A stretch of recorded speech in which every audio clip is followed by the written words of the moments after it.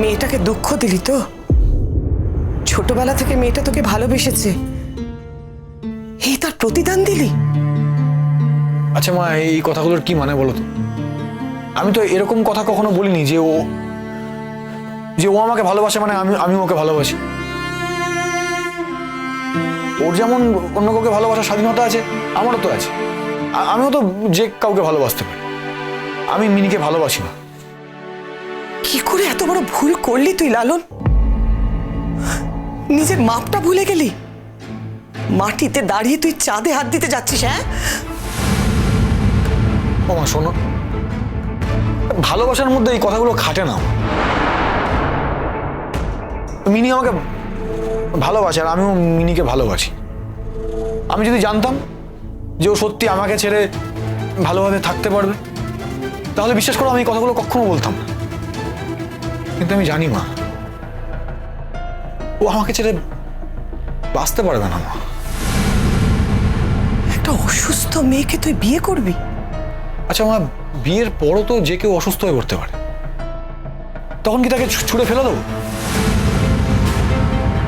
এক্ষেত্রে নয় বিয়ের আগে হচ্ছে, তবে আমি মিনিকে ভালোবেসে ফেলেছি মা। হ্যাঁ, তবে স্বাভাবিকভাবেই ওদের বাড়ির লোকদের এই বিয়েতে মত থাকার কথা নয়।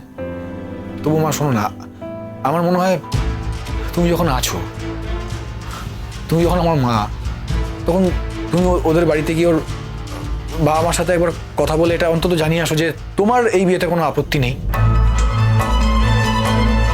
এটুকু তো ওরা আশা করতেই পারে, তাই না? হ্যাঁ বল। তুই আমাকে খুব দুঃখ দিলি লালন। ও মা, আমি তোমাকে আবার কি দুঃখ দিলাম বলো তো? আচ্ছা আচ্ছা তুমি বলো, আমার নিজের মতো করে কাউকে ভালোবাসার অধিকারও কি নেই? কাজল আমাদের এতদিনের পরিচিত, ও আমাদের সবটুকু জানে। কাজলকে ছেড়ে তুই যদি অন্য কাউকে বিয়ে করিস তাহলে সুখী হবি তো? মা, আমি তো কোনোদিন কাজলকে ভালোবাসিনি, আর আমি তো কাজলকেও কোনোদিন এরকম কোনো কথা দিইনি। কাজল আমার খুব ভালো বন্ধু। হ্যাঁ, ও আমাকে একবার বলেছিল যে ও আমাদের এই বন্ধুত্বের সম্পর্কটাকে ভালোবাসায় নিয়ে যেতে চায়, কিন্তু আমি ওকে সেই দিনই তো জানিয়ে দিয়েছিলাম না যে আমি ওকে ওই চোখে দেখি না। আর তুমি কেন বুঝতে পারছো না যে আমি এরকম কাউকে বিয়ে করতে পারবো না যাকে আমি কোনোদিন ভালোই বাসতে পারবো? আমি মিনিকে ভালোবাসি না। আচ্ছা মা, তুমি চাও না যে আমি মিনিকে নিয়ে সুখী হই? সরি স্যার, সরি, আমি জানি না আমি কি বলছি। সরি, আপনার হয়তো খারাপ লাগছে। না গো, আমি অত জাজমেন্টাল নই, আমি অত বিচার করি না। আমার বিচার করে ভালো মন্দের কে তারই ঠিক নেই।